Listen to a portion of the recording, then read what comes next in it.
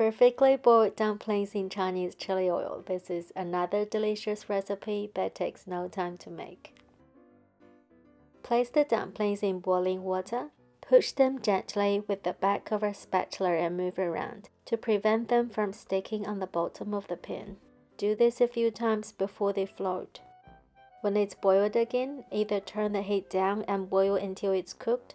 You'll need to find the right heat and take them out at the right timing, so the filling is cooked but the wrappers are not overcooked. Alternatively, you can try the traditional Chinese way of boiling dumplings. You bring the water to boil 3 times, each time adding half cup to a cup of cold water. This is to bring the temperature down. Then, when the water is boiled again, they're ready to be served. This way allows the filling to be cooked for a longer time without overcooking the wrappers. You don't want the skin to become soft or break apart.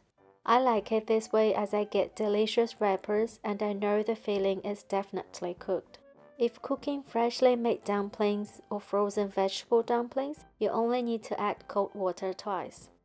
Now the sauce. This is the key to win the dish, but it's actually really simple.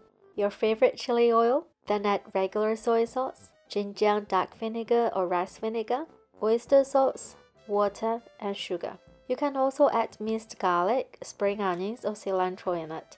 If you have Hoisin sauce in your fridge, try a little bit of that in the sauce.